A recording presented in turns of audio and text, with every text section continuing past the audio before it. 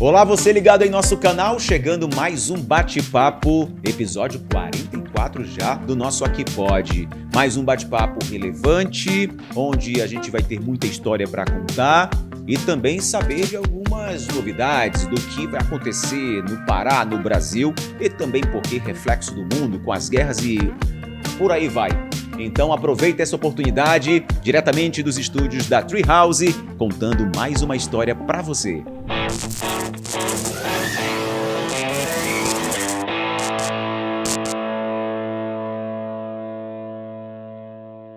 Esse episódio tem um oferecimento do Amazônia na Cuia, o restaurante paraense com a melhor gastronomia do mundo. E você encontra 3 unidades aqui na nossa capital. Inclusive, aqui em Belém, você vai encontrar na Domingos Marreiros, no bairro do Marizal, a unidade da Duque de Caxias e também a unidade do Porto Futuro. Aproveita a oportunidade, já que você está acompanhando esse recado que eu estou dando agora, ó, tá vendo esse QR Code aqui? É o QR Code do Agenor 10, onde você, fazendo o teu pedido para o almoço ou para o jantar, vai ter 10% de desconto utilizando este QR Code. Aproveita a oportunidade e garanta seu pedido agora mesmo no delivery do Amazônia na Cuia, o melhor restaurante da gastronomia da nossa Amazônia, onde o planeta ama saborear, inclusive a gente. Bem, meus amigos, é o seguinte, ó, como a gente sempre tem um bate-papo relevante no Aqui Pode, hoje nós vamos receber, você que me acompanha agora, um dos nomes mais presentes nos debates sobre política, sobre economia, mobilidade urbana e também desenvolvimento social no estado do Pará. Ele que é cientista político, sociólogo, jornalista, pesquisador da FAPESPA e uma voz histórica em pautas como passe livre, transporte público. Eu quero chamar você para esse bate-papo agora com o professor Márcio Ponte, onde ele vai falar sobre os desafios do Pará, o que foi a COP30, mobilidade, economia, bastidores da política nacional e os rumos do Estado nos próximos anos. Márcio, seja bem-vindo ao Que Pode. Era uma conversa que eu já queria ter há um bom tempo, mas as agendas elas vão se encontrando e chegou o momento. Seja bem-vindo. Obrigado, Agenor, pelo convite e todos os nossos internautas, a galera que está acompanhando aí o Aqui Pode, que já tem demonstrado ter o vigor e o sucesso de toda semana estar trazendo entrevistas inéditas e trazendo as pautas mais importantes para a gente ficar bem informado de uma forma bem maneira, por assim dizer, uma forma tranquila e objetiva da gente poder falar de coisas sérias e complexas, mas de uma maneira que o nosso público possa entender e possa participar ativamente do debate público. Agora, Márcio, você que é um homem que conhece esse estado, e quando a gente fala em estado, a gente fala em regiões, e a gente não fala de 3 ou 4 regiões, fala de um complexo de quantas regiões do estado do Pará. Você que é homem das pesquisas. Sim, nós temos hoje uma divisão que são as 12 regiões de integração do estado do Pará. Foi feita uma subdivisão dentro da unidade da federação, em que municípios que têm vocações, que têm potencialidades semelhantes, se aproximam daquelas regiões. E há uma certa até mobilidade.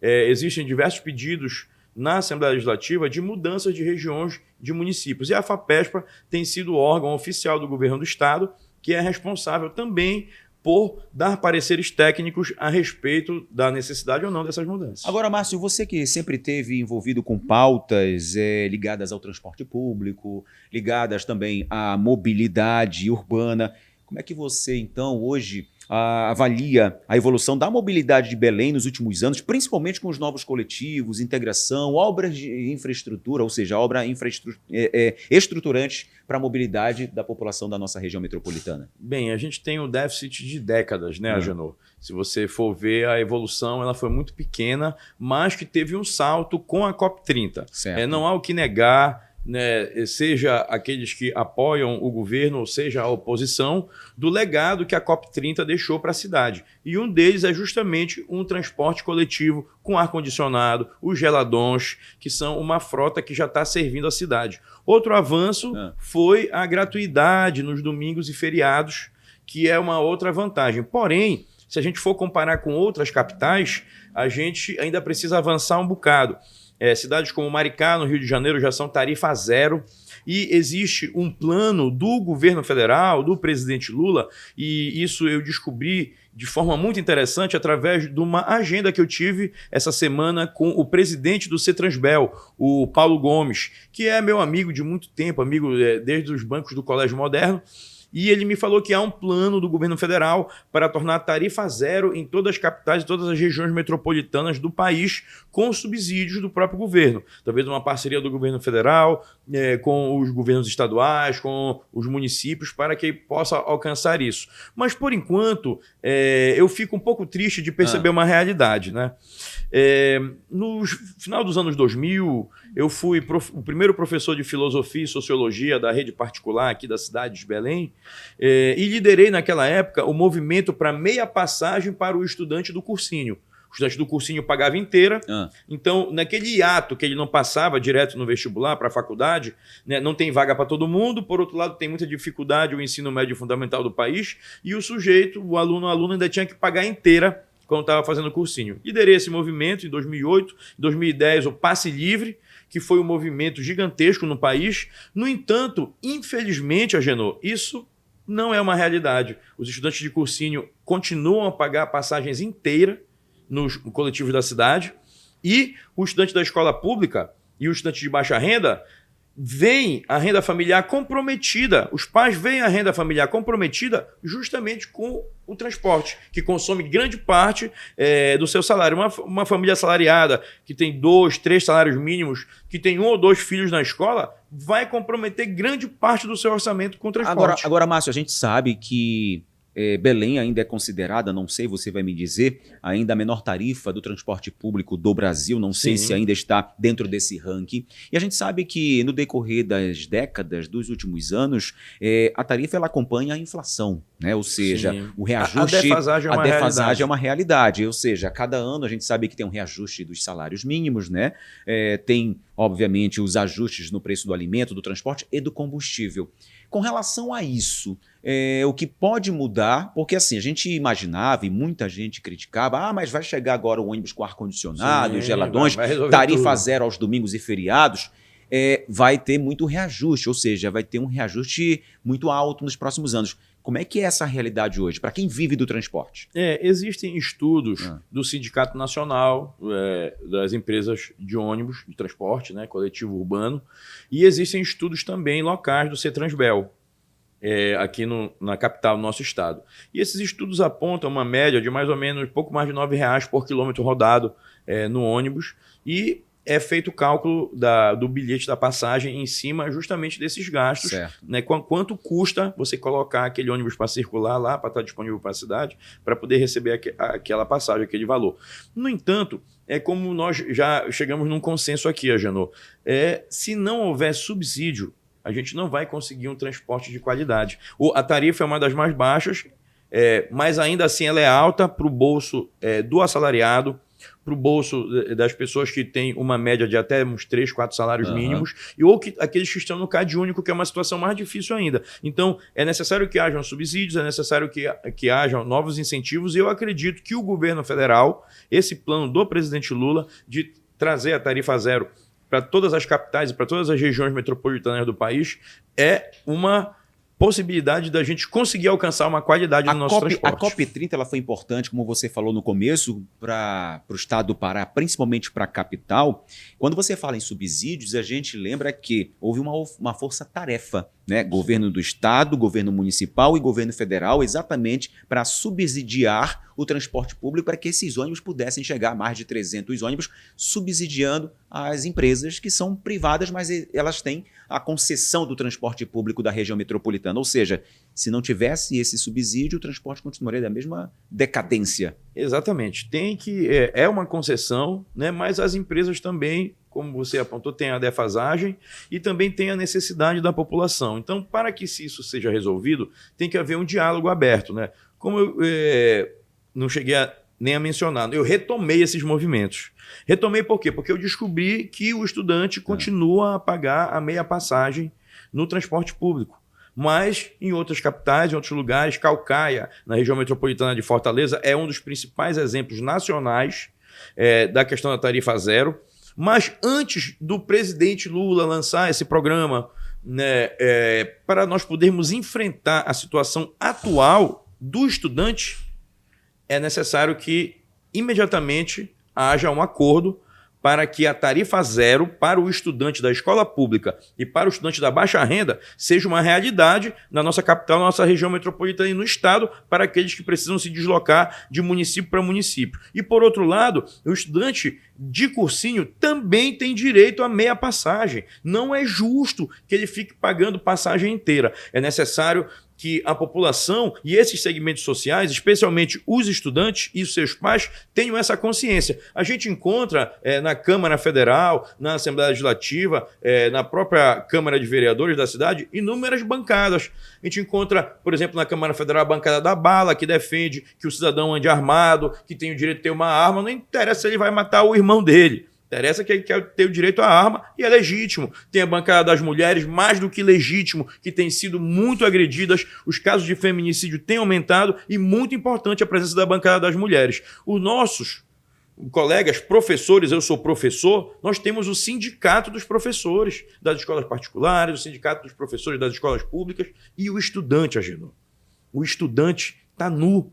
O estudante, a estudante, não tem pai nem mãe. Quem é o parlamentar, a parlamentar que representa verdadeiramente o estudante? Quem é aquele vereador, vereadora que eu posso dizer? Esse é o vereador dos estudantes. Quem é o deputado, deputada que eu posso falar? Esse é o deputado, deputada dos estudantes. Quem é o deputado federal ou deputada federal que representam os estudantes paraenses?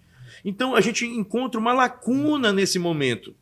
E tem gente fazendo campanha, se elegendo, fazendo vídeo na frente de buraco. Eu vou para frente de um buraco, caiu uma folha da árvore, a culpa é do governante de plantão porque eu sou oposição.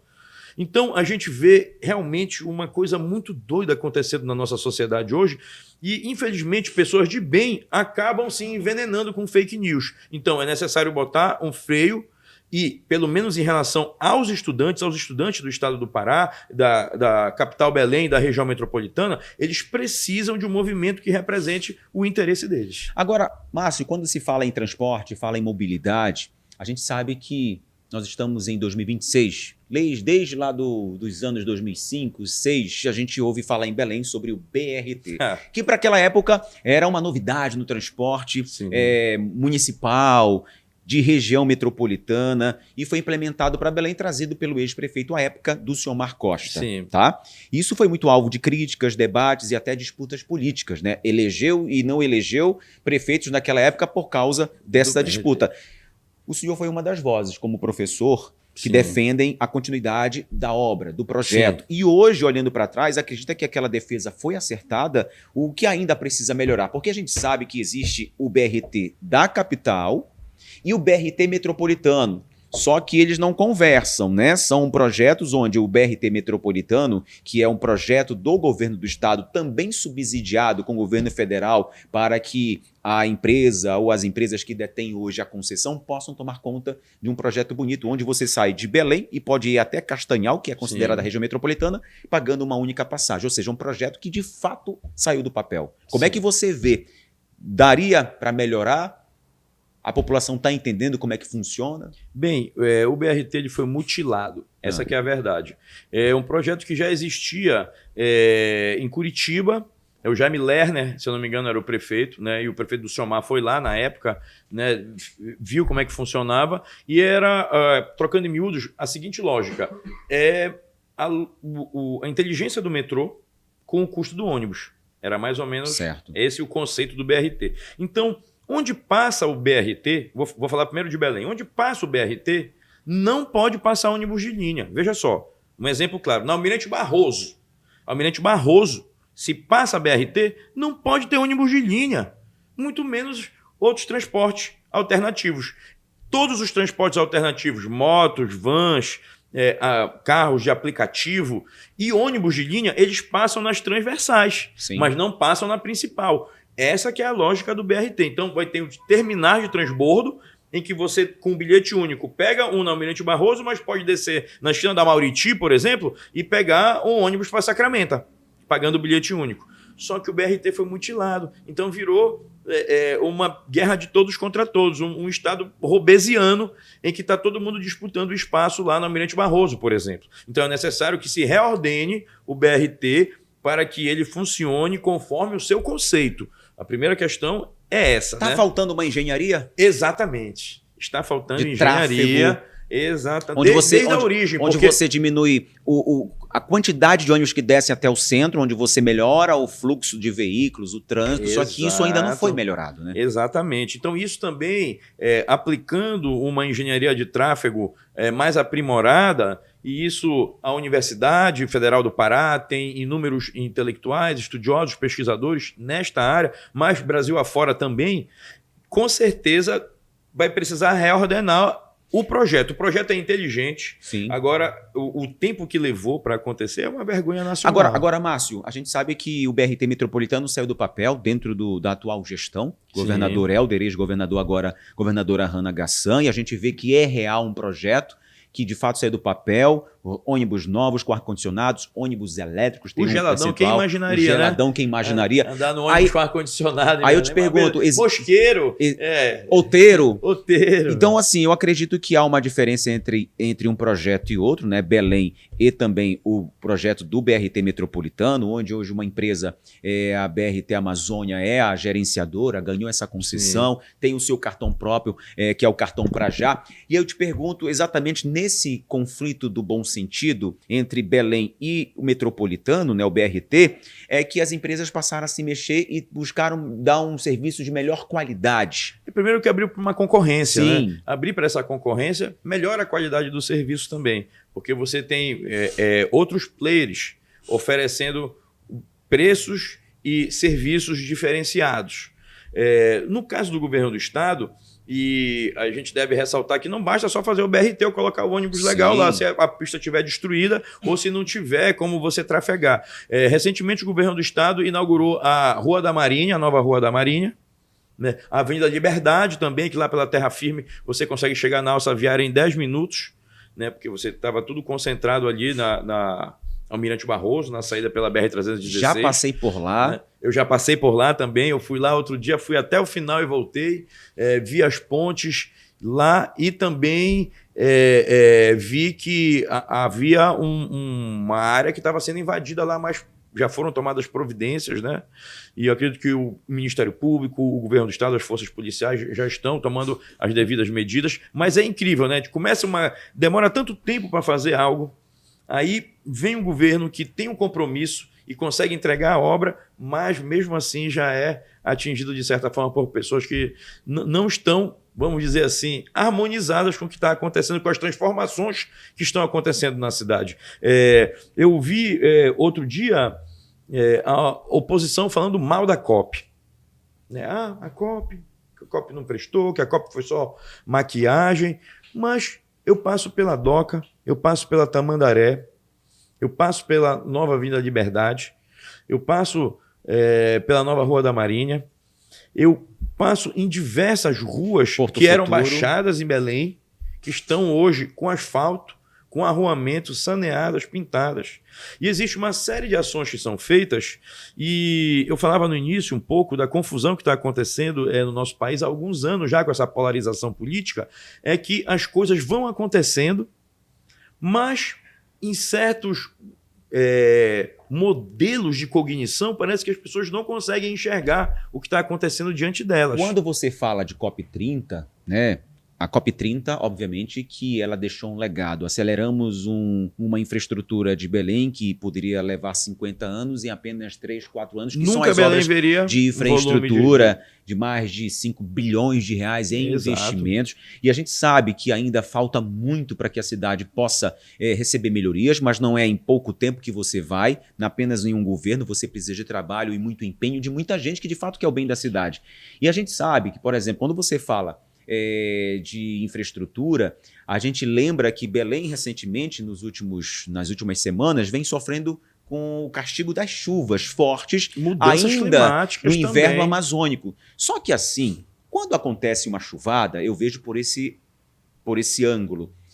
Quando essa forte chuva coincide com maré alta, os canais transbordam, não tem para onde escoar essa água, esse volume muito grande de água. A gente sabe que quando há essa coincidência de maré alta com a forte chuva, os canais, obviamente, vão transbordar. E muitos deles não transbordaram porque receberam obras de infraestrutura também movidas pela COP. Como Exatamente. a Baixada do Marco todinha. Você não ouviu falar sobre alagamentos das residências que sofriam há décadas com relação a isso? Exatamente. Eu mesmo morei na Timbó e sofria com alagamentos lá. Agora sim, outros bairros que infelizmente não tiveram tempo de receber, como Pedreira e outros bairros mais, porque a gente sabe que, se não me falha a memória, você é um homem dos números. Quantos canais Belém tem? Ou seja, quantos Belém igarapés tem? Toda entrecortada, né? Na São verdade, mais de 50, 80? Toda entrecortada de canais. E aí vale lembrar que a solução ela já existe. O senador Jader Barbalho, quando era governador do estado do Pará, ele é autor do projeto da macrodrenagem das baixadas da cidade. E o ex-governador Miguel Gabriel executou esse projeto, que é a macrodrenagem da Bacia do Una, que é necessário que se criem comportas, um sistema de comportas nos canais devidamente saneados, né? E havendo também a melhoria da qualidade das ruas, das casas. Por vezes, as pessoas deslocadas daquele canal para que seja feita a obra e foram deslocadas para um conjunto Paraíso dos Pássaros na época. Então, foi feito um investimento que alcançou benefício para 600 mil famílias aqui na cidade de Belém. E isso foi governo a governo, né? Veio o Jader, veio o Almir e foi fazendo essa grande obra. É necessário que se faça a macrodrenagem em outros bairros, no Jurunas, é necessário que se faça no Guamá, que são bairros que ficam na orla da cidade.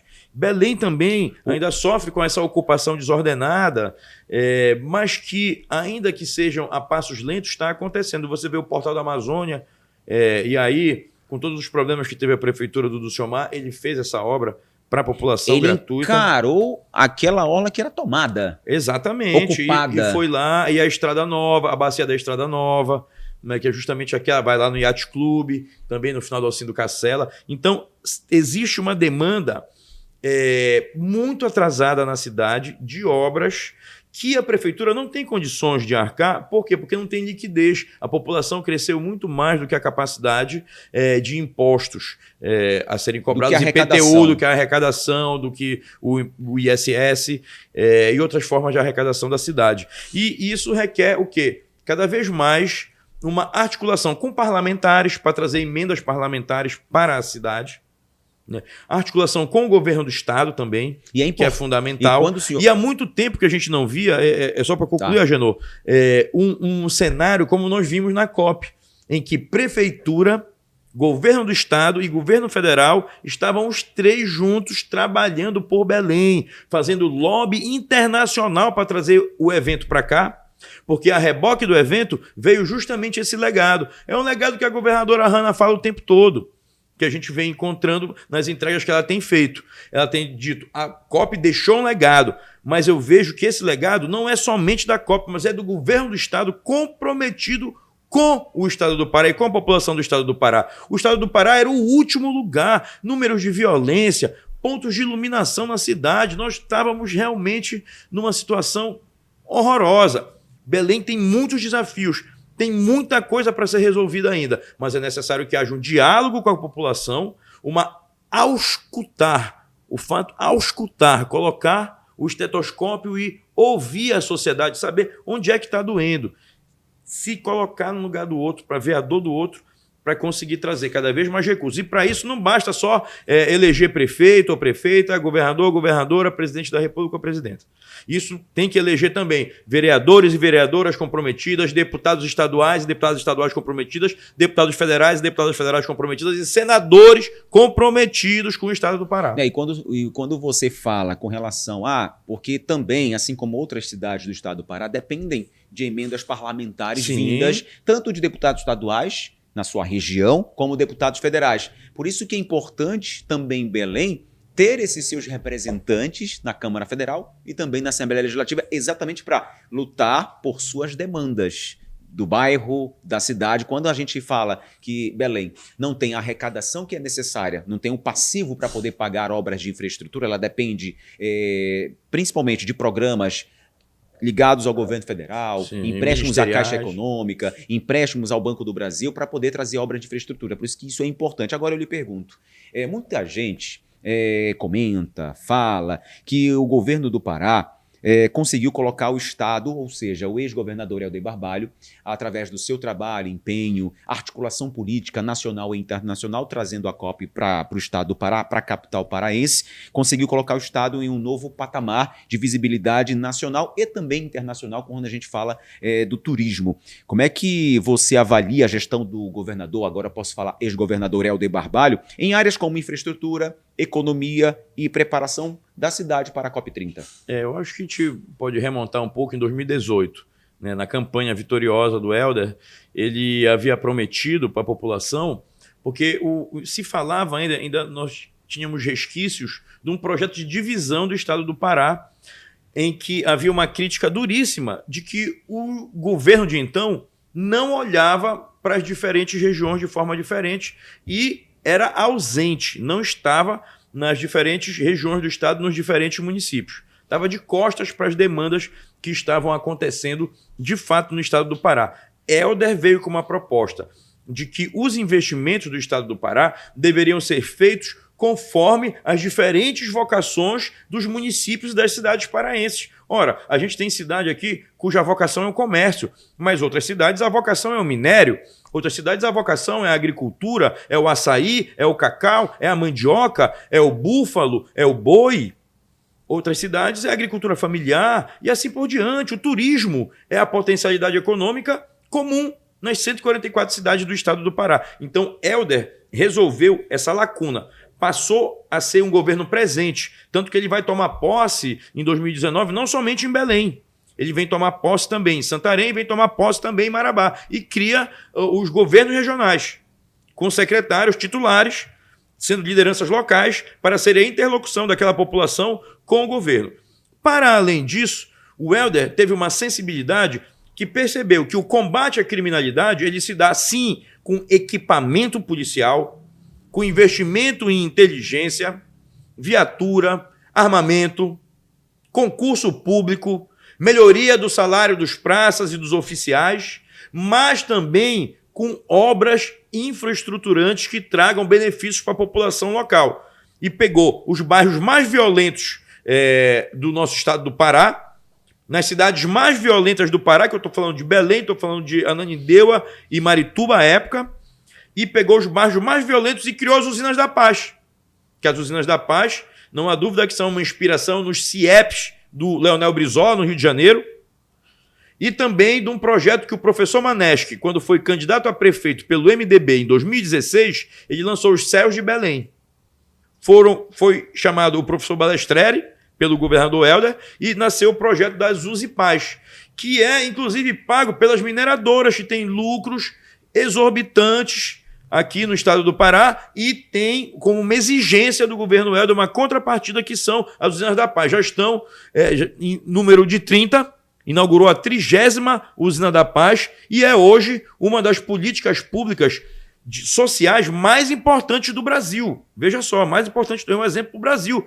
O ex-governador Helder, ele tem dado entrevistas, ele tem feito formações políticas no MDB, com dirigentes do MDB, deputados, deputadas, senadores, prefeitos, governadores, para falar da experiência das Usipaz. Então a gente tem uma queda drástica nos crimes violentos e a população passa a se sentir não mais só com aquela sensação de segurança, né? Porque eu lembro que quando explodiu os índices de violência, o PSDB, na época que governava o Pará, falava na sensação de violência. Não, tem a sensação da presença do Estado. Viatura policial, ronda ostensiva, combate à criminalidade, ao tráfico de drogas, ao tráfico de armas, a violência contra a mulher. A governadora Hanna agora, a reboque dessas grandes políticas do ex-governador Helder Barbalho, lançou um aplicativo para defender a mulher que está sofrendo violência e impôs, através de decreto, que aquele cara que comete violência contra a mulher, ele que vai pagar a tornozeleira eletrônica dele, que vai estar sendo colocada numa medida protetiva, por exemplo. Então, a gente vê esse aporte de uma política pública social importantíssima nos bairros que eram os bairros onde existia a maior criminalidade na cidade. Por outro lado, O Pará é um estado gigantesco, de dimensões continentais, é o segundo maior estado da federação. E ele é interligado, como você falou, assim como Belém tem inúmeros canais, o Pará é interligado por inúmeros rios, então precisa de muita estrada, de muita ponte, e o Helder é o governador recordista de trazer asfalto e trazer ponte no estado do Pará. E quando você fala com relação à criminalidade, obviamente que a gente sabe que quando a polícia tem e recebe investimentos, como você falou, em equipamentos, em inteligência, é exatamente para fazer o combate também do que hoje o Brasil discute, que é segurança pública. Exato. Em todos os estados. Facção criminosa não é algo somente aqui no Pará, está em todo o Brasil. E o governo, pelo que a gente percebe, deve vir, está combatendo, né, as ramificações duramente dessas facções que não estão aqui. Os principais líderes não estão no Pará, estão no Rio de Janeiro e mandam de lá os seus comandos para aqueles que estão enraizados. Mas assim, de segurança pública, obviamente que a gente discute é importante, mas a gente tem que ter um bom entendimento para saber o que é violência urbana, o que é combate ao tráfico e as facções criminosas. Porque a violência urbana, ela permanece. É aquele assaltante oportunista, viu aquela senhora com o celular na mão, aquele jovem vai lá e rouba, furto, descuido, pega a bicicleta, corre, assalto. Pega a bicicleta, a motocicleta, vai embora. Então assim, esse é o descuidista, esse é o oportunista. Obviamente que isso é combatido, com policiamento nas ruas. Agora, gostas de café? Poxa, adoro café. Tá chegando o café, só que eu vou trazer um café para ti. Acho que para ti deve ser novidade hoje. Deixa eu ver aqui, ó. Café na cuia. Já tomaste café na cuia? Pera aí, deixa eu baixar aqui. Tá quentinho, né? Tá quentinho o café na cuia. Essa é novidade, café na cuia, Amazônia na cuia. Tá aqui, ó. Meu amigo Rafael que mandou. Experimenta, tá quentinho.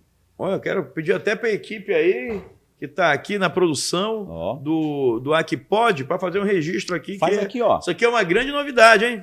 Café na cuia. Café na cuia, hein? Olha, a Amazônia na cuia sempre inovando com essa novidade aqui. Bora ver se o café vai ter um gosto mais paraense quando ele é bebido na cuia, né? E ó, enquanto ele vai experimentando o café, que vocês estão acompanhando aí, eu falo com você aí, tá delicioso, né? Eu falo com você aproveitar a oportunidade também de garantir os teus 10% com esse QR Code aqui do Agenor 10, onde você pede o teu prato, a tua sobremesa, o teu suco da nossa região. No Amazônia da Cuia, no Café no Almoço, você tem 10% de desconto, mas é só para você que está acompanhando o nosso Aquipod, seja aqui diretamente na tua Smart TV, no teu celular, mas para você que também possa estar acompanhando o nosso recorte nos nossos perfis, tanto do Instagram quanto também do TikTok. Aproveita a oportunidade e por lá também te serve um café assim, viu? Delicioso. Agora, Márcio, vai tomando o teu café e quando a gente fala, e é importante, e você é um homem dos números, percorre todo o estado do Pará, tem todos esses números na mente, assim como até o próprio ex-governador Helder Barbalho, a gente sabe que existe um cenário principalmente por causa da sua alta popularização, um número muito positivo que ele deixou com relação ao seu trabalho à frente do Executivo do Estado do Pará, a gente sabe que existe um cenário político em que o Helder Barbalho pode disputar o Senado futuramente. Ele já está como um pré-candidato. Na sua visão, o Pará hoje possui uma estrutura administrativa preparada para manter continuidade da gestão com a vice-governadora Hannah Gassan, que agora ela é governadora do estado? É muito boa a tua pergunta, sabe, Agenor? E uma oportunidade que a gente está tendo de falar com os internautas, os telespectadores que acompanham aqui pode. O governo Helder Barbalho é também o governo Hannah Gassan. Devemos frisar isso. A Hannah, ela acompanha o Helder desde a época que ele foi prefeito de Ananindeua. Uma funcionária de carreira, exemplar, que detém a confiança do Helder e a capacidade técnica de executar, junto com ele, essas políticas que nós já mencionamos aqui, mas, além disso, inaugurou junto com o Helder 47 hospitais, entregou mais de 200 escolas e creches por todo o estado do Pará. É uma revolução na educação. A gente sai dos últimos lugares, último lugar do IDEB, para ser o 6º. Isso é uma revolução na educação. Problemas tem, claro. Desafios estão sempre aí, porque a capacidade de atender as demandas da sociedade, do Estado, é sempre menor do que as necessidades da população. Então, sempre são feitas escolhas. Porém, as escolhas que Helder fez com Hannah tem sido um sucesso e isso se reflete o quê? Nos números. É bem interessante perceber que o governador Helder Barbalho, ele é do MDB, que é um partido de centro. E na época de 2018, quem ganhou a eleição presidencial foi o Jair Bolsonaro. E quem ganhou o governo do estado foi o Helder Barbalho. Normalmente, o Helder deveria pedir ajuda para o governo federal e ele foi lá pedir ajuda para o governo federal, o que não aconteceu. E ele, na época da pandemia, decretou o lockdown aqui, que foi uma atitude de muita coragem contra todos. E ele disse assim para o Bolsonaro: vai proibir o decretado de lockdown? Aqui não. Aqui no Pará vai ter lockdown, porque eu não vou salvar a economia se as pessoas estiverem mortas. O que vai adiantar a economia salvo se todo mundo está morto? Então, primeiro eu vou salvar a vida das pessoas. Depois eu salvo a economia. E foi o que o Helder fez. E essa atitude de coragem foi uma coisa tão poderosa que hoje o estado do Pará é um dos principais estados responsáveis pela balança comercial internacional do Brasil. Nós acabamos de lançar um estudo, Agenor, o Boletim do Comércio Exterior, publicamos ontem. Lá o Pará exportou no último ano 24,1 bilhões de dólares e apurou 21,4 bilhões de dólares. Nós somos o terceiro estado do país na balança comercial positiva. Somos o sétimo maior exportador do Brasil, um dos maiores exportadores de minério de ferro, alumínio. Lá em Barcarena somos responsáveis pela produção de 92% do alumínio brasileiro. E no cobre, bauxita e tantos outros. Nós somos o maior rebanho de búfalo do país, o segundo maior rebanho bovino. São feitos do Xingu 2,5 milhões de cabeças de gado. Nós somos o primeiro do açaí do Brasil e do mundo. O maior produtor do açaí do planeta Terra é o estado do Pará. Maior produtor de cacau do Brasil, agora já ultrapassando a Bahia, ainda que seja em 0,1%, estão oscilando na liderança, mas na riqueza produzida, 54% da riqueza produzida do cacau é paraense.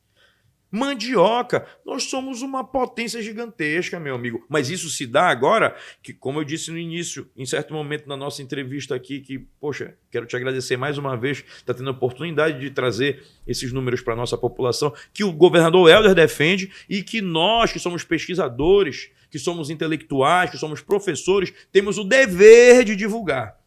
E tantos recordes são batidos porque existe incentivo do governo. Existe um secretário de Desenvolvimento Agropecuário e Pesca, que é o Dr. Giovanni Queiroz, que está há décadas na política defendendo o setor produtivo, mas o setor produtivo responsável. Não é o setor produtivo que destrói, que tem garimpo ilegal, que quer desmatar. Não, o setor produtivo que está com seu CNPJ limpo, que pega crédito rural e que recebe incentivos do governo. O governador Helder consegue equilibrar. Veja só, usinas da paz, política social, olhando para os que precisam mais.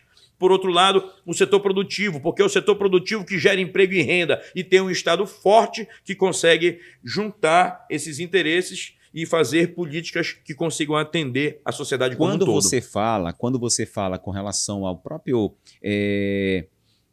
projeto político do ex-governador Helder Barbalho, ele consegue dialogar com os setores, com as regiões, com a força política do Estado das suas regiões, ou seja, trazendo para o seu campo político. Sim. Como você falou, se tornando uma grande liderança. A partir desse momento que o governador Helder Barbalho deixa o Estado, ou seja, deixa o governo porque ele é um pré-candidato ao Senado, precisou, de fato, de acordo com a lei eleitoral, renunciar ao seu mandato, a gente sabe que a sua vice, Rana Gassan, se torna governadora. E ela ganhou muito protagonismo, não agora, mas ao longo desses últimos anos. Sim. Como é que você, pesquisador, professor, Márcio, enxerga o crescimento político dela? E quais essas características administrativas fizeram ela ter confiança ao longo desses anos dentro do próprio governo? Bem, como eu disse, o governo do Helder é Helder e Hanna. A Hanna era a secretária de Planejamento e Administração. Então, tudo que aconteceu nesse estado passou pela mão da Hanna. E ela, junto com o Helder, teve esse toque de Midas, de conseguir transformar esses projetos, essas ideias, em políticas públicas efetivas que têm reflexo nos números e nas estatísticas hoje do estado do Pará, que estava em último lugar e agora é destaque nacional em diversas áreas, algumas que eu já citei aqui. No segundo mandato do Helder, a Hanna salta de secretária de Planejamento e Administração para vice-governadora e passa a governar junto com ele. O Helder se posicionando também como uma espécie de chefe de Estado, um grande embaixador internacional do estado do Pará, ao ponto de ele ter convidado o presidente Lula, recém-eleito, mas sem ter assumido o mandato ainda, para participar da COP e trazer a ideia para o Lula de que a COP deveria ser em Belém, a COP da Floresta, uma COP na Amazônia, na metrópole da Amazônia. Hanna vem acompanhando junto com Helder. Helder fazendo não somente o papel de governador, mas inúmeras articulações fora do estado do Pará e fora mesmo do Brasil para trazer recursos e benefícios para o Pará, e Hanna governando diretamente aqui, diretamente tratando com prefeitos, despachando diretamente com deputados, com deputadas, uma vice-governadora presente, que é uma coisa difícil de ver, pelo menos na nossa história recente, eu não me lembro de nenhum, eu lembro de vice-governadores fazendo muita besteira. Você acredita que Helder, quando deixa o governo, com uma popularidade alta, de aprovação do seu governo ao longo desses 7 anos e meio, sempre mantendo aquela margem acima dos 60%, chegando a 70%, sendo reeleito com mais de 70%, proporcionalmente o mais votado na última eleição do país. Eu lhe pergunto, Helder consegue transferir o seu legado no momento em que Hanna possa disputar uma reeleição? Bem, tem 2 fatores aí, né? O primeiro que o Helder não é mais o governador, sim, né? Sim. Foi desincompatibilizou, como você bem mencionou. E agora o Helder não é mais o governador, ele é candidato. O que o Helder está fazendo? Ele está atrás de voto.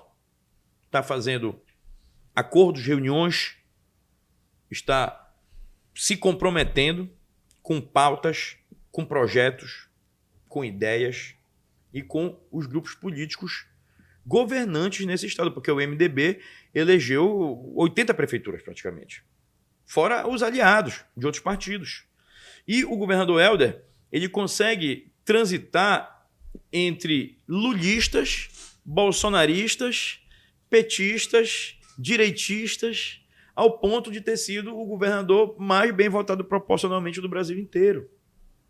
E sai do governo com uma aprovação beirando os 80%. Aí eu tenho visto, Agenor, as pesquisas. Certo. As pesquisas têm mostrado a Hanna empatada com o candidato da oposição. O projeto do candidato da oposição é destruir o que o governo atual fez. Ele fala claramente isso. Eu quero acabar com o que foi feito por este governo. Né? Eu sou contra. O projeto dele não é fazer obra, asfalto, saneamento, infraestrutura, orla na cidade. O projeto dele não é esse. O projeto dele é acabar com o que o governo fez. E o governo quer defender o legado desses 7 anos, que tirou o Pará do último lugar e colocou o Pará numa linha de crescimento e sendo um destaque nacional. Então o Helder consegue fazer isso por quê? Porque as políticas públicas do governo Helder e Hanna têm reflexo diretamente na vida das pessoas, na vida de você que está me vendo aí. Quando você vai no interior do estado, quando você vai nas 12 diferentes regiões, você pode ir no município que está lá no final do Marajó, no Afuá, ou ir para um grande município como Marabá ou Canaã dos Carajás, que é pequeno, mas está virando gigante, que é na produção de minério de ferro lá também. Você vê a presença do então governador Helder Barbalho ou da agora governadora Hanna Gassan. São muitas entregas. Então, o que está em jogo hoje é o quê? O eleitor vai olhar, o que está acontecendo comigo? A minha vida piorou nos últimos 7 anos ou melhorou? O estado do Pará acabou de bater um recorde na geração de, acho que foi 111 mil empregos. É um recorde nacional na série histórica. Agora, Márcio, quando essas pesquisas mostram... Perdão, aí só quero continuar o raciocínio. Então, Então, o que foi feito por esse governo, né, e a oposição querendo desfazer o que foi feito pelo governo. Aí a pesquisa mostra um empate. O candidato da oposição, ele é político profissional. Já disputou vereança, foi vereador eleito, se tornou deputado estadual com o apoio do Helder Barbalho. O Helder Barbalho, governador, deu a presidência da Assembleia Legislativa. O Helder Barbalho, governador, fez dele prefeito de Ananindeua. O Helder Barbalho, governador com a Hanna, fez da mulher dele deputada federal. E ele quer destruir o que o Helder Barbalho fez. Ele já disputou um monte de coisa. Está disputando, se lançou candidato a governo do estado desde o ano passado. Tem metade. Agora eu te pergunto, quem é a Hanna? Às vezes as pessoas não sabem nem pronunciar direito o nome da Hanna ainda. Ainda nem sabe que a Hanna é candidata. A Hanna nunca disputou, nem para ser síndica de prédio. Nunca disputou uma eleição. E a Hanna tem metade dos votos. Metade dos votos são da Hanna. A campanha nem começou ainda, Agenor. Nem começou. O candidato da oposição está fazendo campanha, vai para 2 anos fazendo campanha, fazendo pré-campanha. E você acha que acredita que aí teria uma segunda via? Não, vai ficar entre esses dois. Existe hoje essa polarização, né? Só que você disse que tanto o Helder quanto o Hanna transitam dos dois lados. Exatamente. Entre o lado esquerdo, direito e centro. Outras definições vão ser muito importantes nos próximos dias. Por exemplo, quem vai ser o vice do candidato da oposição? Quem vai ser o vice da Hanna? E o Mário Couto, com seus 10%, 11% que apareceram nas últimas pesquisas. Você acredita que o vice da Hanna possa ser alguém de alguma igreja? Sim, existe... Algum evangélico? O que se ouve nos bastidores, né, que existe um desejo oficial, primeiro, do PT, né, uma articulação do senador Beto Faro, a indicação do deputado Disseu Tenkaten para a vaga de vice, mas se ouve também dizer que o vice ideal seria alguém ligado aos evangélicos, devido à força também da igreja, mas não somente da igreja evangélica, né? A força da religião. O governo tem tido uma relação muito boa com as diferentes denominações dos mais diversos segmentos religiosos, e a gente tem percebido a força realmente tanto da bancada evangélica no cenário nacional, quanto a presença também da igreja nos bastidores e nas realizações políticas. Aí eu pergunto uma coisa para você. Helder deixa governo com a sua popularidade em alta, né? As pesquisas mostram quando fazem um cruzamento com o nome dele dentro de uma pesquisa para o Senado, mas a gente sabe que este ano a disputa para o Pará e para o Brasil, né, para cada um dos seus estados, são de 2 vagas, ou seja, provavelmente um voto combinado. Aí a gente olha para baixo e vê muitos outros candidatos. Tem o presidente da Lepa, o Chicão, tem o ex-ministro do Turismo, Celso Sabino, tem o delegado Éder Mauro, do PL. E aí, como é que se consegue fazer uma segunda via, ou seja, uma segunda vaga? Você acredita que o pré-candidato ao Senado, Helder Barbalho, consegue puxar um segundo voto favorável a ele? Vamos olhar para as eleições anteriores. Meu amigo Agenor, o senador Jader Barbalho, talvez o político mais longevo, vivo, em exercício de mandato desse país inteiro. Quero mandar, inclusive, um abraço para o senhor, senador Jader. Ele elegeu, indicando o segundo voto, um candidato que não tinha relevância nenhuma, que é o atual senador Zequinha Marinho. Estava acabado na pesquisa. Quando o Jader diz, o primeiro voto em mim, o segundo voto é do Zequinha. O Jader elege o Zequinha. MDB, numa articulação com o PT, elege o Beto Faro. Na última eleição, de 4 anos atrás. Vota no Beto. Então o MDB tem sido um player decisivo nas vagas para o Senado Federal, nas últimas 2 eleições aqui. Só para olhar o mais recente. Agora, novamente nós temos 2 vagas, e o fenômeno que acontece, e eu disse isso no ano passado, quando me foi perguntado pelo Senado, quem o Helder indicar para a segunda vaga estaria na prioridade para ser eleito, se a gente for olhar o que aconteceu nas 2 últimas eleições. Ainda mais com a popularidade e a aprovação gigantesca do ex-governador Helder Barbalho.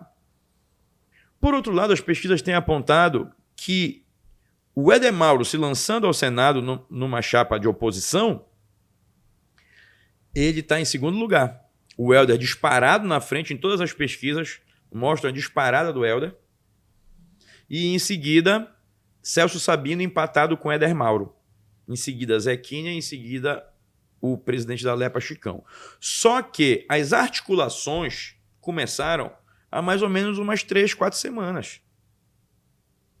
E o candidato Helder Barbalho tem despachado no seu escritório político junto com o candidato ao Senado, Chicão.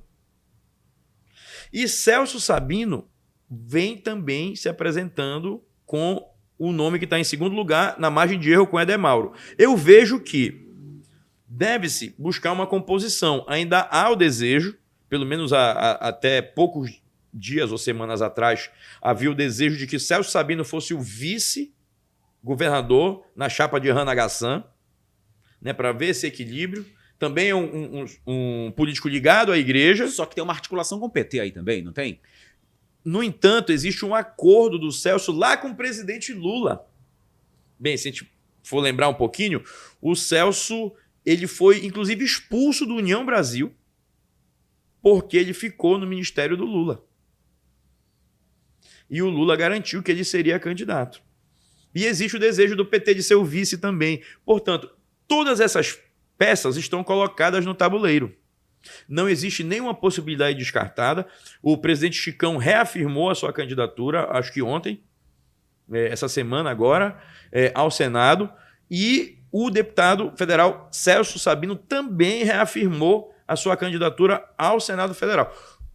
Você acredita que poderemos ter uma renovação tanto na Lepa quanto na Câmara Federal nessas próximas eleições, visto que deputada Elcione Barbalho deixa de ser deputada federal e vem para o estadual, assumindo ali, provavelmente, esses votos, o ex-ministro do Turismo, Jader Filho, que, inclusive, pelas pesquisas nacionais que foram divulgadas recentemente, mostram que o presidente Lula está muito bem aqui no estado do Pará. Isso possa ser também reflexo dos programas sociais desenvolvidos e tendo um ministro paraense, como o programa Minha Casa Minha Vida, aqui no estado do Pará. Isso é um reflexo dessa popularidade um pouco mais alta do presidente Lula aqui no Pará, de acordo com as pesquisas que foram divulgadas recentemente?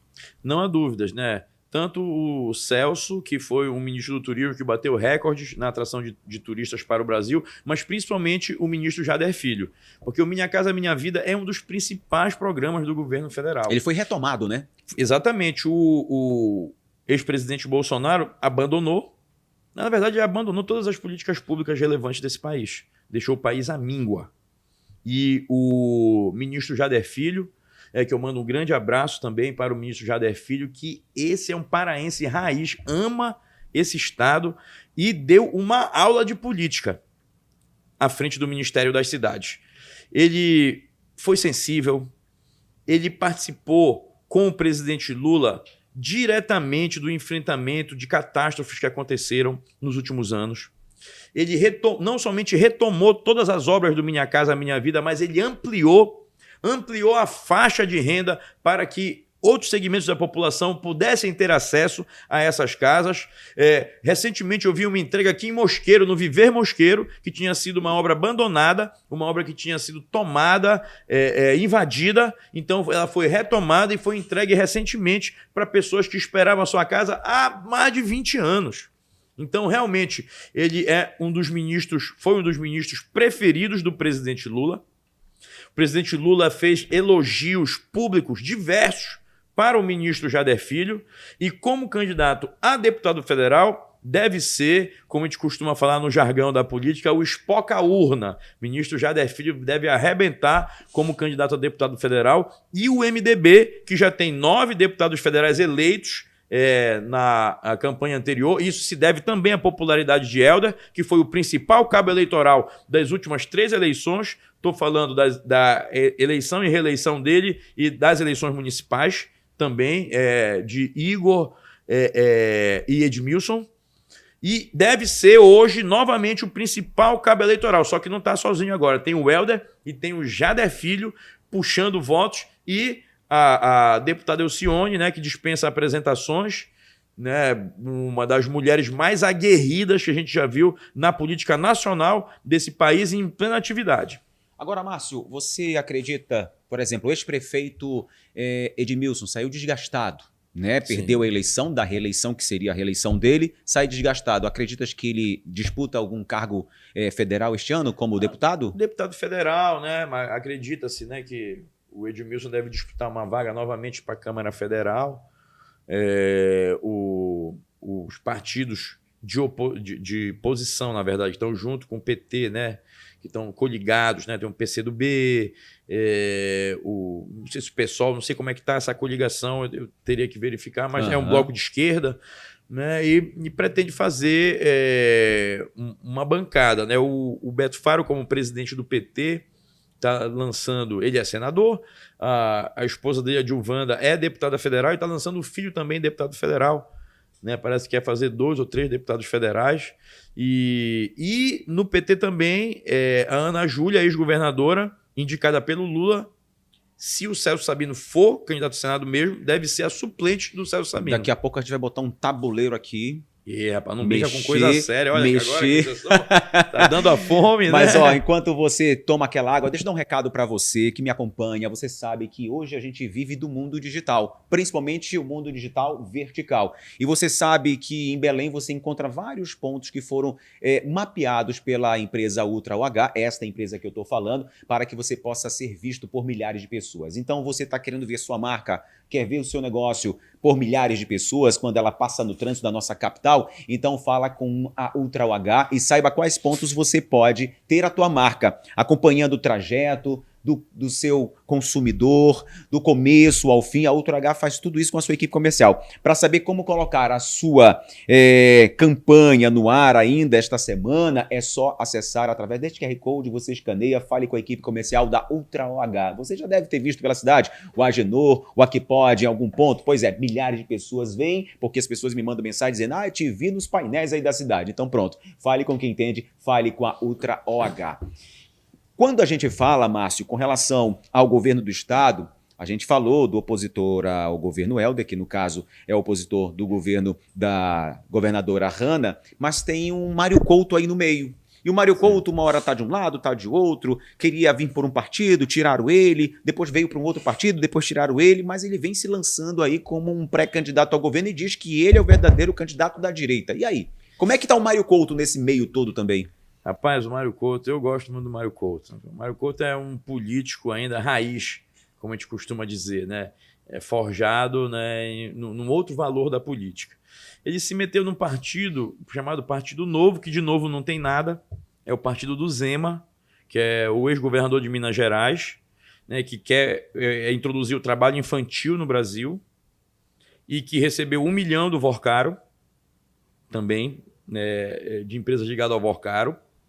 Isso quem falou foi o Eduardo Bolsonaro hoje, porque ele criticou o Flávio Bolsonaro, que foi pedir 143 milhões pro Vorcaro, né? O melhor amigo do Vorcaro é o Flávio Bolsonaro. Então, isso abalou toda a direita. Abalou toda a direita. Abalou porque o Flávio Bolsonaro vinha lançar a candidatura aqui, né? E a gente encontra essa situação. O Mário Couto diz que é o candidato da direita. Ele entrou no Partido Novo e um menino, rapaz, um Alain, pelo Pará, enganou o Mário Couto, rapaz. Tomou o partido dele. E é um dos caras que odeia o Pará. Deveria ser Alain ódio pelo Pará, porque ele odeia esse estado, nada presta. Ele é um dos caras que diz que a COP não teve nada, ele vai para frente de buraco, fica fazendo vídeos de baixaria, tentando fazer o engajamento, que é uma coisa suja que existe na política atual, que é, por exemplo, o cara de direita que diz que o universitário não presta, vai para dentro de uma universidade provocar para ter like, para ter seguidor, para fazer vídeo de lacração. Então, esse é o principal lacrador aqui do estado do Pará. E enganou o Mário Couto, puxou o tapete dele e tomou o partido dele. Aí o Mário está numa situação de sair por um outro partido. Independentemente disso, ele tem 10% nas pesquisas que tem que tem apontado, que tem medido como é que está a intenção de voto para governador. E eu acredito que muito mais do que o ex-prefeito de Ananindeua, Daniel, que estava no PSB, que é um partido da base, Partido Socialista Brasileiro. Partido Socialista Brasileiro. E agora diz que é da extrema-direita. Então é um David Bowie da política, né? Um camaleão. Cada hora ele está vestindo uma pele conforme o vento. E quem é candidato da direita mesmo é o Mário Couto. Porque o Mário Couto foi o senador que pediu o impeachment da Dilma no Senado.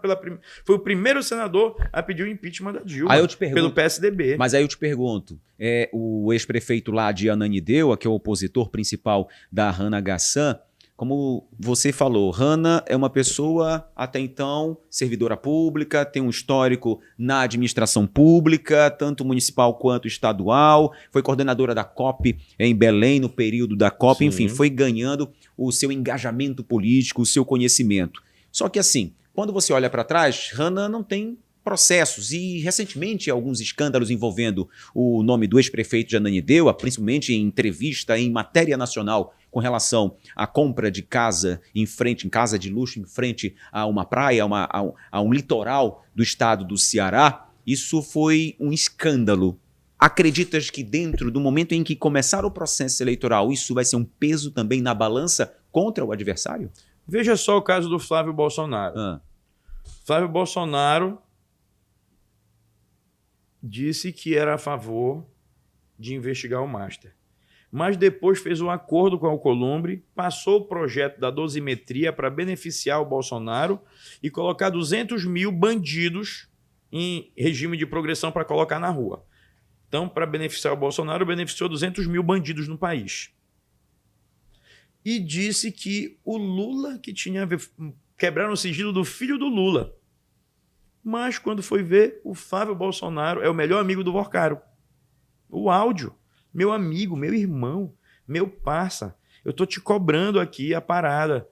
Quer dizer, foi na presidência do Bolsonaro que o Banco Master virou banco, foi na presidência de Campos Neto, na direção do Banco Central, que foram mudadas as regras para que o Master se tornasse banco, para comprar títulos e vender títulos podres no mercado, o maior escândalo de corrupção financeira da história desse país.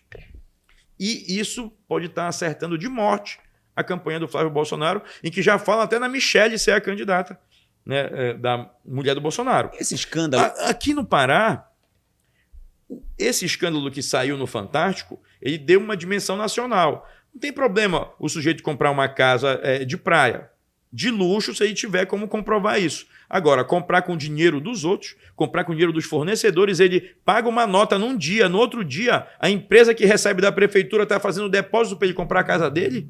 Pelo amor de Deus, onde é que a gente vai parar? Agora, o Brasil está sabendo agora, mas o Pará já sabe há muito tempo. Olha a situação do lixo de Ananindeua. A cidade está abandonada. Largadas baratas.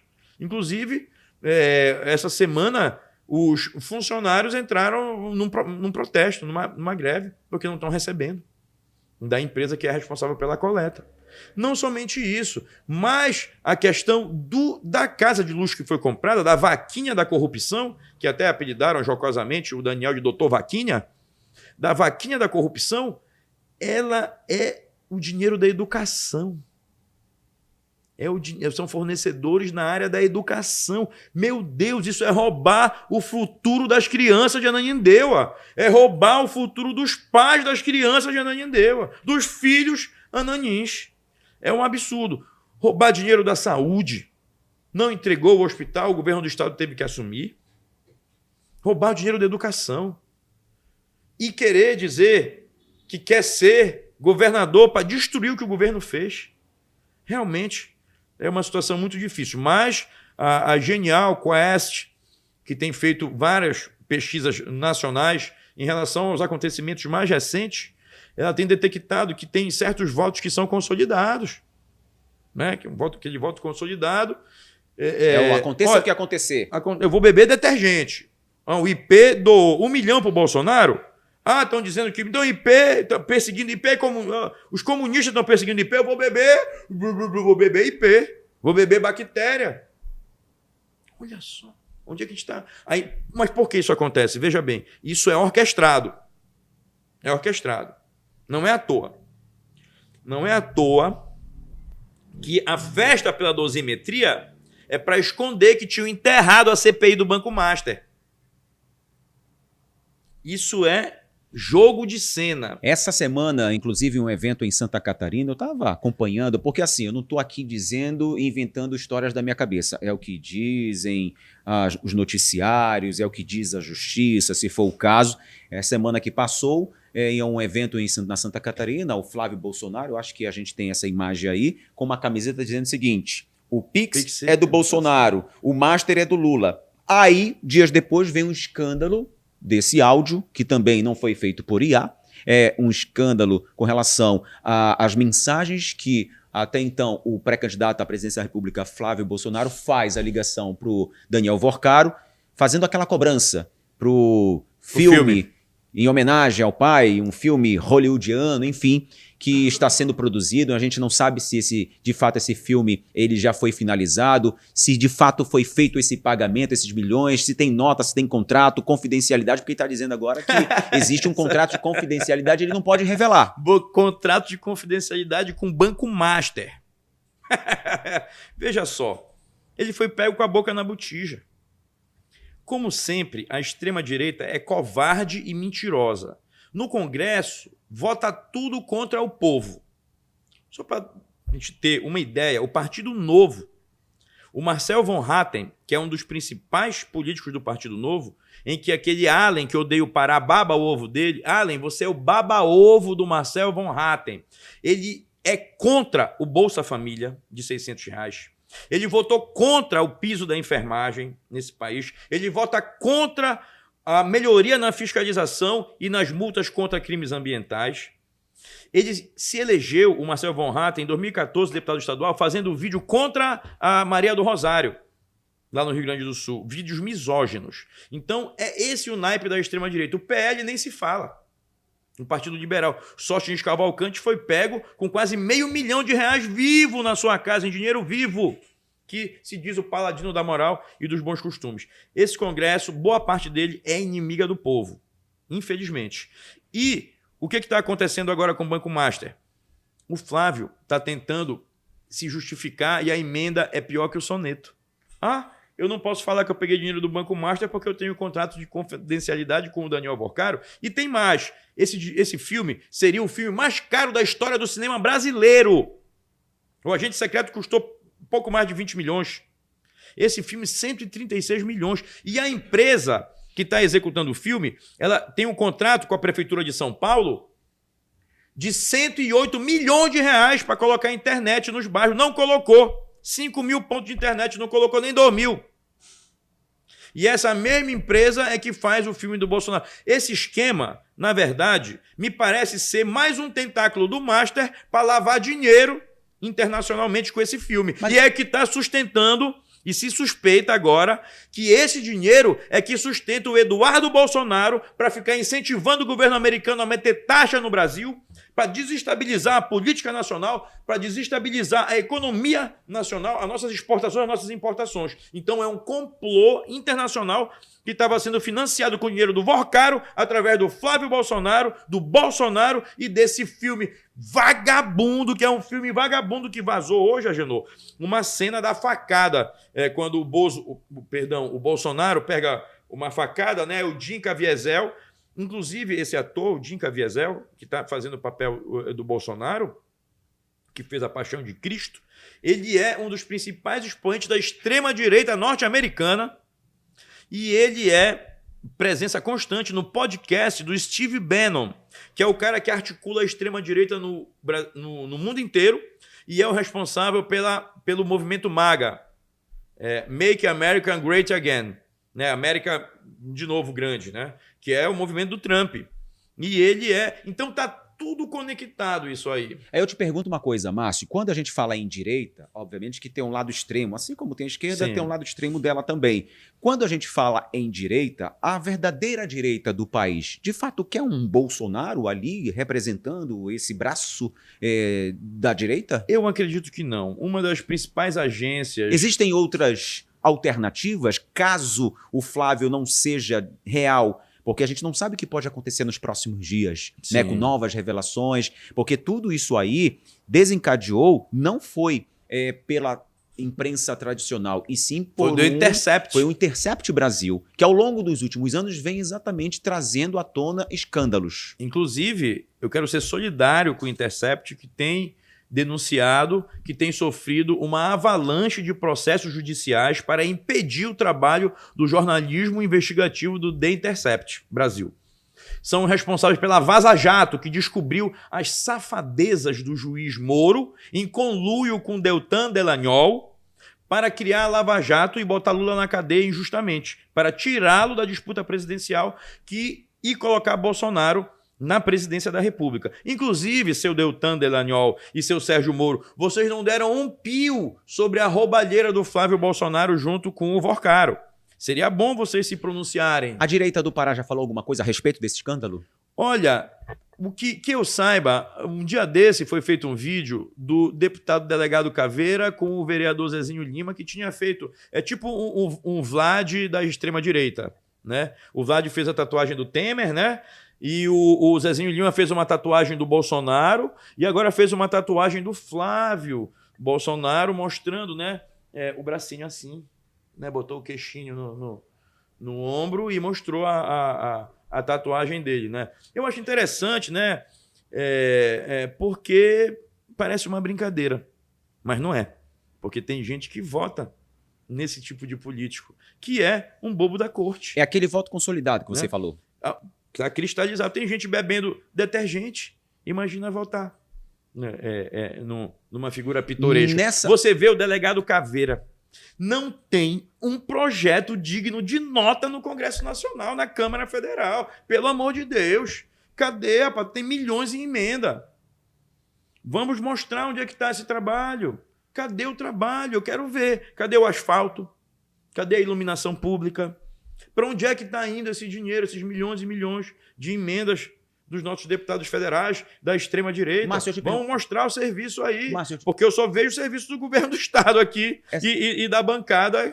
Essa semana nós tivemos a posse do novo ministro do Supremo Tribunal Eleitoral, do TSE, e ele falou exatamente no combate à desinformação, falou no combate às fake news e, inclusive, a não utilização da inteligência artificial neste pleito. Ou seja, haverá uma fiscalização, haverá um combate com relação a dessa desinformação, fake news voltadas com a IA. Aí eu te pergunto uma coisa. Nesse momento, nessa atual conjuntura, estamos no mês de maio, né, meados de maio, com esses escândalos. Antes desse escândalo, houve a visita do presidente Lula a Donald Trump nos Estados Unidos. Foi recebido, queria, na verdade, ser recebido como um chefe de Estado, com todas aquelas pompas que são normais. Mas beleza, foi recebido. A partir desse momento, da conversa de mais de 1h30 com o presidente dos Estados Unidos, Lula volta de uma outra maneira para o Brasil, inclusive já apresentando um projeto de combate à violência, ou seja, um projeto de segurança pública. E exatamente falando o seguinte, lá quando ele era constituinte, juntamente com tantos outros ainda deputados e outros homens públicos que são constituintes de 88, falou que a Constituição diz que o combate à violência, a segurança pública é dos estados, da federação e não do governo federal. Mas aí com esse projeto mostra que precisa também dessa força do governo federal no combate à criminalidade, principalmente às facções criminosas. Ações conjuntas. É necessário. A partir dessa conversa, né, esse encontro, Lula voltou mais forte, não há dúvida, politicamente. Porque imagine só, né, a política da extrema-direita, dos Bolsonaro, é entregar o país. São entreguistas. Eles querem entregar o Brasil, transformar o Brasil numa colônia de novo, especialmente uma colônia dos Estados Unidos. Você vê o presidente Bolsonaro, como é que ele se comportou com o presidente Trump, quando o presidente Trump foi eleito a primeira vez. Um lambe-botas, um puxa-saco, um pária que ficava comendo fast food. Você vê a respeitabilidade do presidente Lula. O presidente Lula não foi recebido com as pompas pela porta da frente da Casa Branca porque ele, junto com o Trump, quiseram fugir do olho dos jornalistas e quiseram fazer uma reunião bilateral. em que muitas coisas foram tratadas, inclusive o projeto das terras raras, que foi aprovado agora na Câmara, eu acho que no Congresso Nacional. Não sei se já foi no Congresso, mas foi aprovado na Câmara Federal, o projeto de terras raras, né, de poder explorar essas terras raras, e também a questão das tarifas. Por quê? Porque eu sou diretor de Estudos e Pesquisas Socioeconômicas e Análise Conjuntural da FAPESPA. Quando o presidente Trump estabeleceu aquela alíquota de 50% em cima das exportações e importações, das nossas transações internacionais, né, o governador pediu para a FAPESPA que nós fizéssemos um estudo, né, o presidente demandou e eu que fiz esse estudo. Qual seria o abalo econômico? Né? Qual seria o abalo econômico? Então, o que a gente viu foi que, olha, primeira coisa, quando eles aplicam 50%, no nosso alumínio, por exemplo, produz mais de 90% do alumínio nacional, quem vai ganhar somos nós. O que não se deve fazer? Aplicar a reciprocidade, que foi o que o governador Helder defendeu. Que não se aplicasse a reciprocidade, senão ia prejudicar os nossos produtores. O país que é a maior origem das nossas importações é os Estados Unidos. E quando o presidente Trump fala que o presidente que ele gostou do Lula é um presidente dinâmico, o que significa isso? Significa que estava todo mundo torcendo contra. Inclusive, houve inúmeros pedidos. O próprio Eduardo Bolsonaro é um dos articulistas para meter essas taxas no Brasil, para desestabilizar a economia e a política nacional. É um golpista. O pai é um golpista, está preso por causa de golpe, e ele é um golpista que teve que se refugiar em outro país. E o filho dele, Flávio Bolsonaro 01, é outro golpista que deu um golpe financeiro porque está participando dessa sujeira do Banco Master. Acho que o presidente Lula sai fortalecido, porque o próprio presidente Trump elogia o Lula. E disse publicamente nos Estados Unidos que se admirou com a trajetória do presidente Lula, de ser um retirante nordestino, um torneiro mecânico que não tem o ensino fundamental completo, está caminhando para a conclusão do terceiro mandato presidencial no país e deve se reeleger também, ainda mais com um escândalo desse que aconteceu agora com o Flávio Bolsonaro. O próprio Zema, que recebeu 1 milhão, agora a gente já sabe que também recebeu 1 milhão do Vorcaro, de empresa ligada ao Vorcaro, ele disse que rompeu com o Flávio. Olha só, isso é um jogo de cena. Outro dia era o Ciro Nogueira, que agora parece estar de tornozeleira eletrônica já. Era o vice dos sonhos do Flávio Bolsonaro. Era o chefe da Casa Civil do Bolsonaro. Era o Ciro Nogueira. Então, essa turma que golpeou duramente o nosso país, que tentou implementar uma ditadura na marra, que se tivesse acontecido aquele golpe, eu não poderia estar aqui fazendo essa crítica aqui no Aqui Pode, Agenor. Nós não poderíamos estar batendo esse papo de alto nível, informando a população se tivesse acontecido outro golpe no nosso país. E a gente viveu o século XX, de 37 a 45 o Estado Novo, e a gente viveu de 64 a 85 a ditadura militar. Então a gente passa 1/3 praticamente do século XX sob a égide de ditaduras. Então existe um rescaldo disso. Portanto, mais do que ser contra ou a favor o Lula ou o Bolsonaro, nós temos que ser a favor da democracia. Porque na democracia nós podemos discutir, nós podemos discordar. Eu combato a extrema-direita, mas a extrema-direita não é minha inimiga, ela é minha adversária política. Eu acho que ela não tem projeto para Belém, ela não tem projeto para o Pará, ela não tem projeto para o Brasil. Eles querem entregar tudo, querem privatizar tudo e querem matar o povo de fome, sem emprego e sem direito nenhum. Por outro lado, defender a democracia é deixar aberto o espaço público para que nós possamos divergir, para que nós possamos discutir e também possamos construir consenso. Quem pode ser contra o Bolsa Família? Que tem pessoas que estão passando fome, pessoas que não têm dinheiro para comprar o gás. Como é que eu posso ser contra o Vale Gás?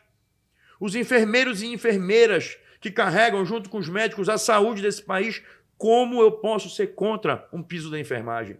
Então, a extrema-direita tem votado contra o nosso povo, tem adotado pautas odientas, tem fabricado inimigos e fantasmas para ocupar a mente da população em demônios e anjos e esquecer que a demanda da população é emprego, é renda, é escola digna, É hospital funcionando, é remédio, é asfalto, é iluminação, é infraestrutura, é obra pública, é esgoto, é saneamento. É isso que a população quer. Ela não quer saber o sexo dos anjos. Ela quer saber quem é que tem a capacidade de resolver o seu problema. E quem é que tem melhor capacidade de resolver esse problema, hoje a gente já sabe, é aquele retirante nordestino que passou fome lá no sertão, que veio em Pau de Arara procurando uma vida melhor em São Paulo para se tornar torneiro mecânico e virar a maior liderança popular da história recente do mundo contemporâneo. Presidente Lula. Agora, Márcio, a gente sabe que estamos ainda no começo de tudo e ainda muita coisa vai acontecer. E a gente sabe que hoje ninguém vive sem a tua plataforma, sem o celular. Aqui você fica informado de tudo que é verdadeiro e recebe também muitas fake news. E isso vai ser combatido durante a eleição, como falou o ministro Cássio Nunes, que agora ele é o presidente do TSE. Aí eu te pergunto, você acredita que a campanha deste ano ela estará mais do que 50% decidida somente no celular, ou seja, ela será mais virtual, onde aquele candidato a deputado estadual, a deputado federal, ao governo, ele precisa estar muito mais aqui, utilizando essa ferramenta. Obviamente que ele vai estar na rua, cumprimentando a população, visitando casas, indo no município, mas ela vai estar muito aqui, ou é mais fácil você estar recebendo essa informação e estar atento, saber se aquilo é real, é verdadeiro ou é falso?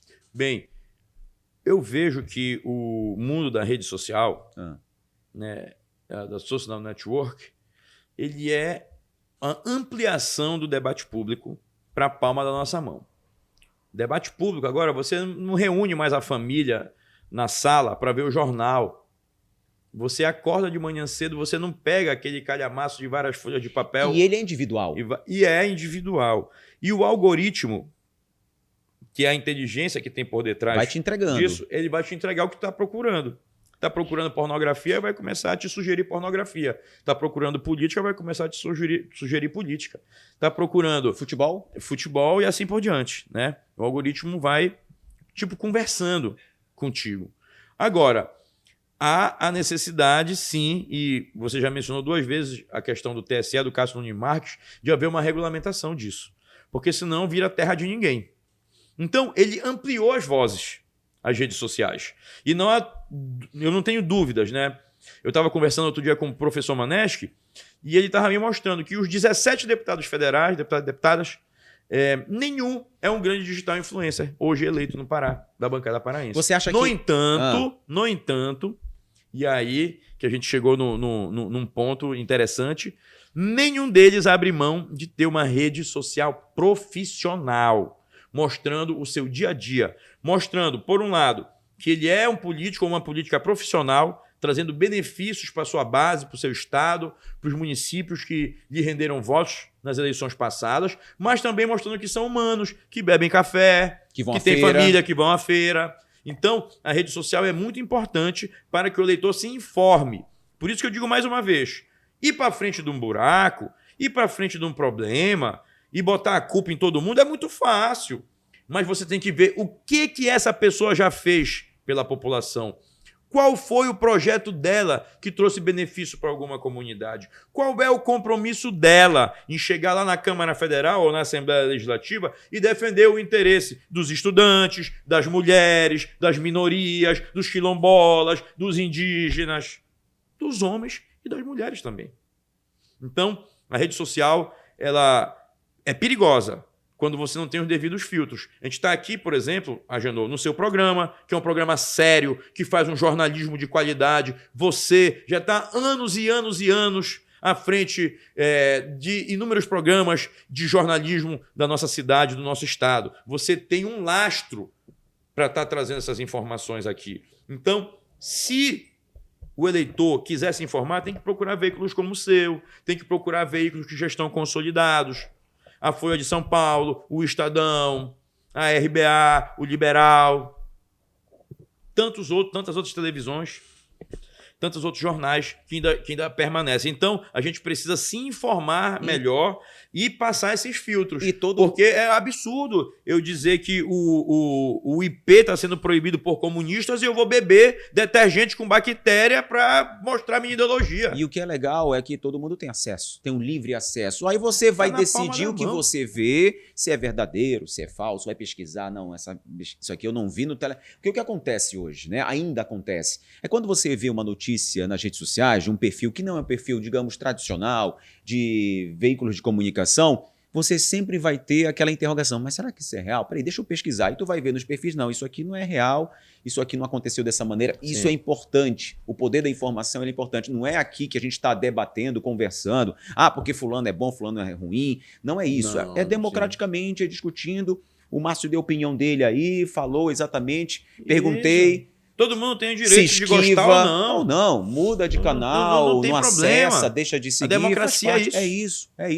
Né? Essa festa dos diferentes, a gente poder conviver com a diferença, claro. Tem que aprender a conviver. Eu tenho amigos, pessoas que eu conheço, que são de esquerda, são de direita, são de centro, não gostam de política, não vou votar. É isso, eu respeito, eles me respeitam, eu não fico dizendo, eu sou fulano, ciclano, beltrano. Não, cada um vai por si, entendeu? Um segredo também, eu acho, e que alguns políticos e políticas têm muito sucesso, é tentar não vender o que não é. Sim, claro.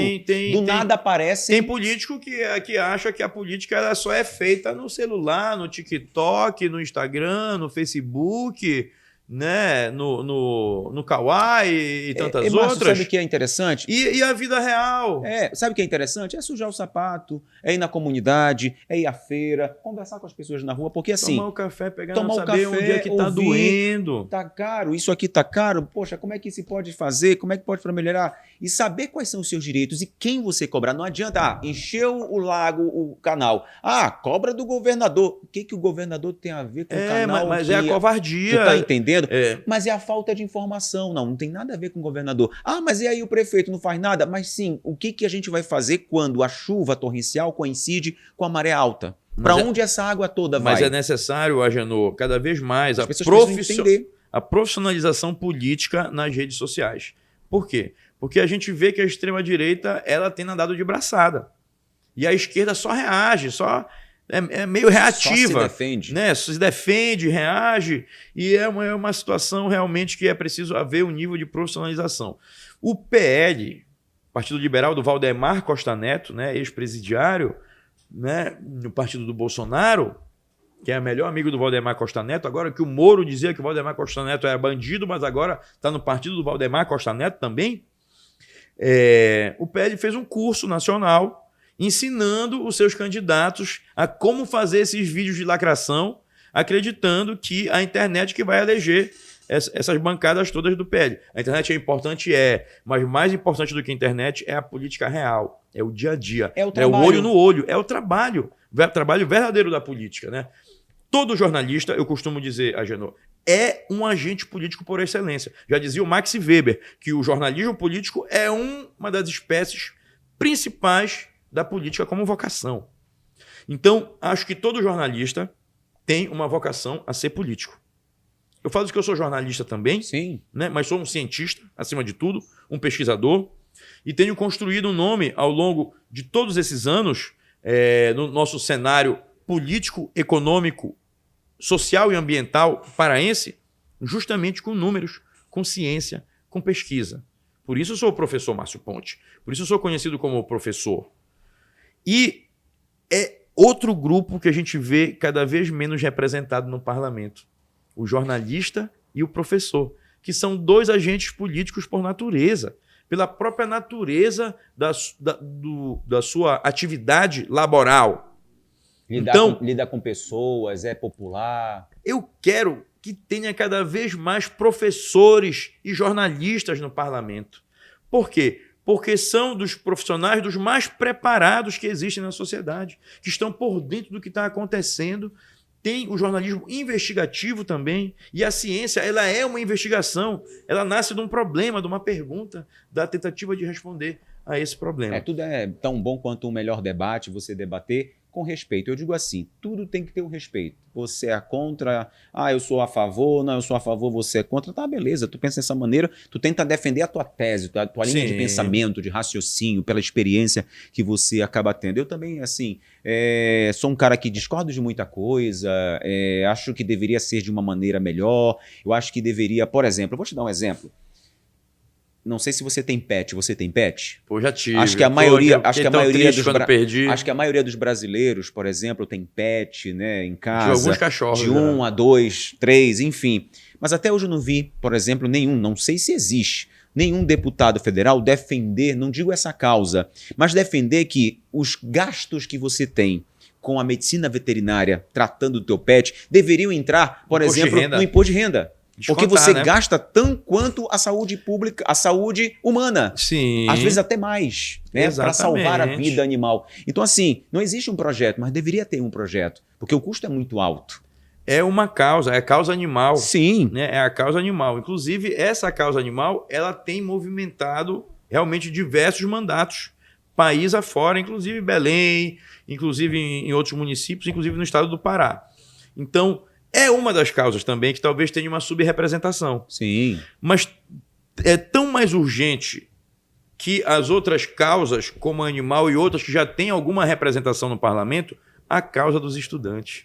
Os estudantes, volto a dizer, Agenor, estão sem pai e sem mãe. Sem representantes. Sem representantes. Que surja um professor para representá-lo ou um próprio estudante. Um próprio estudante, exatamente. Porque é assim que vinham os políticos antigamente, no movimento estudantil. Agora, as universidades estão sendo atacadas por políticos lacradores de extrema-direita. Olha aí São Paulo. São Paulo é um dos sinais graves do que tem acontecido e os estudantes estão indo às ruas porque a comida, o bandejão lá, está com larvas, tem sido sucateada às universidades públicas, infelizmente no estado de São Paulo, e um estado que deveria ser a locomotiva do país, deveria ser o exemplo de políticas públicas do país, tem uma polícia que tem um alto grau de letalidade, um grande retrocesso no estado de São Paulo, e também sucateando a universidade, querendo dizer que o universitário é vagabundo, que o universitário não faz nada, que não é para investir em universidade. Então,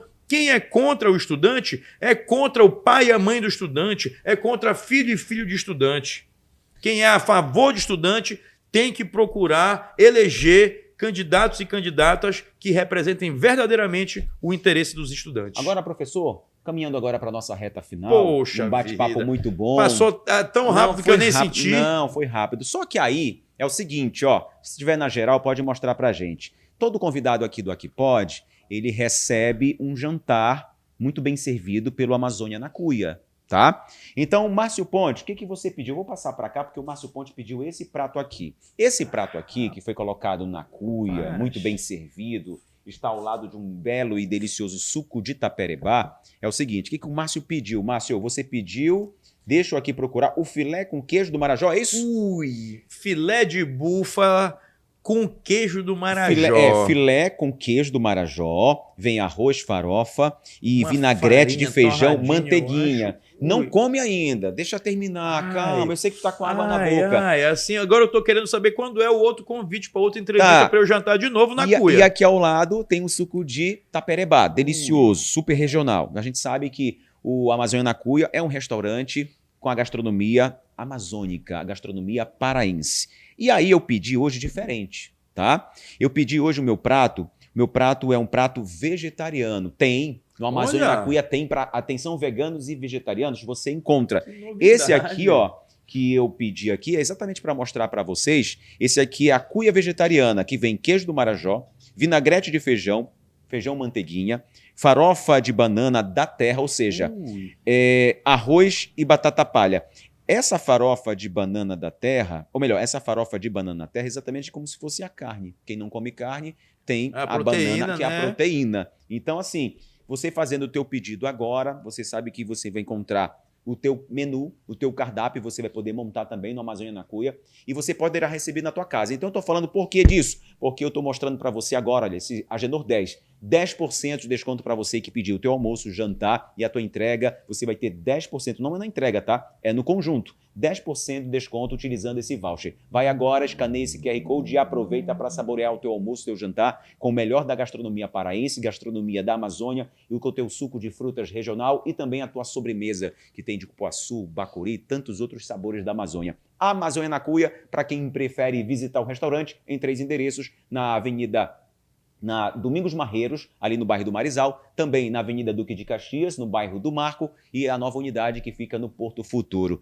É importante, né, a gente celebrar a nossa comida, a nossa tradição, a nossa origem com a gastronomia. Na COP a gente fez um projeto, Agenor, chamado Papa Chibé, que a gente criou um mapa gastronômico da cidade e fizemos uma pesquisa socioeconômica com levantamento de 2.500 pontos na cidade. Uma coisa fantástica lá, também estudos da FAPESP. Eu quero convidar todo mundo também que está assistindo a gente para acessar o site da FAPESPA, Fundação Amazônia de Amparo a Estudos e Pesquisas, órgão do governo do estado que é responsável pelos dados, pelos números e pelas análises da economia, da sociedade e do meio ambiente do estado do Pará. Nota técnica do cacau, nota técnica da conjuntura econômica e ambiental do açaí, da pimenta do reino, boletim da indústria, boletim do comércio exterior, boletim agropecuário e tantas outras pesquisas produzidas pelo governo do estado do Pará e disponibilizadas gratuitamente para qualquer internauta que acessar lá o site da FAPESPA, aperta no botão Publicações. Muito bem, Márcio. Quero te agradecer pela tua participação no Aqui Pode. Eu acho que a tua participação, o teu conhecimento foi importante. É importante a gente debater, saber o que está certo, saber o que está errado e o que pode melhorar. E eu te agradeço exatamente por trazer esse teu conhecimento a quem nos acompanha aqui pelo nosso perfil no YouTube. E se você gostou, ó, vai lá, comenta, diz por que você gostou. Aperta o sininho lá, né? Aperta o sininho, mas dá o teu like e continua com a gente sempre aqui no Aqui Pode. Márcio, mais uma vez, muito obrigado. Obrigado a vocês, obrigado a todo mundo que acompanhou a gente.